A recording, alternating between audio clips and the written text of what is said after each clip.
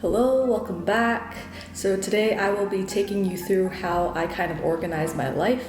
Is this another video taking you through Notion? Not really, because I'm not that organized, but either way, let's get into it. First off, I'm gonna walk you through how I go about doing my to-do list.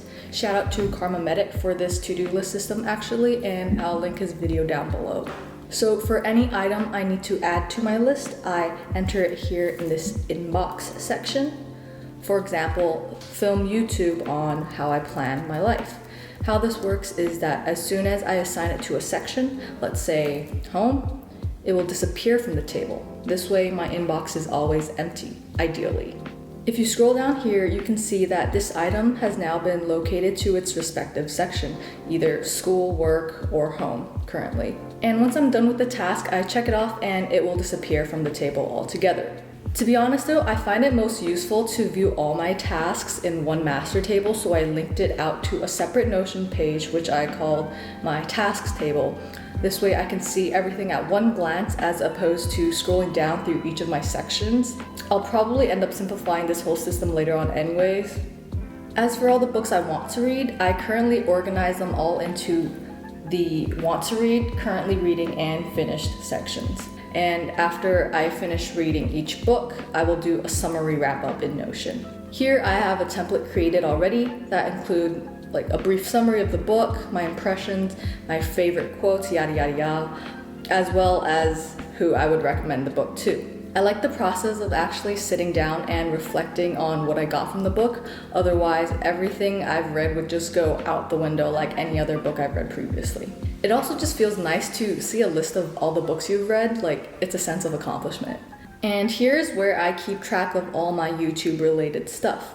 You can see there's a content calendar which is linked to this table here.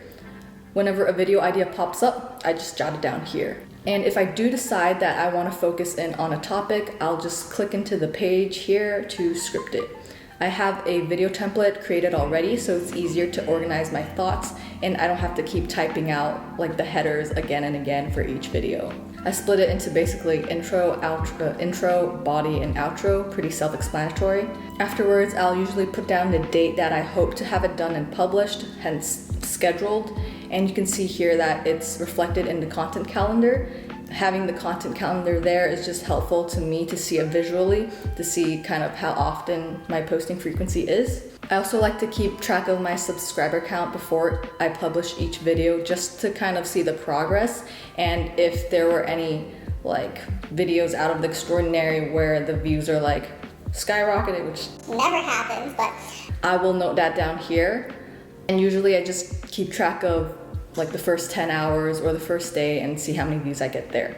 And moving on to the next section, which is journaling. For when I do have a lot on my mind, I like to do what's called a brain dump, which is just my version of saying journaling. I don't journal on a daily basis, but mostly when I just get really anxious to the point where I need to get my thoughts out, this is where I do it. I'll just open up a new page in Notion, put today's date, and start typing away. Usually it's like a paragraph, 2 paragraphs max, and this often does the trick for me. So there you have it. This is what I kind of use Notion for, besides boring schoolwork and work-related stuff. I hope you found this helpful or interesting. If not, you probably wouldn't be watching the end of this video anyways. Either way, stay tuned to see what's next.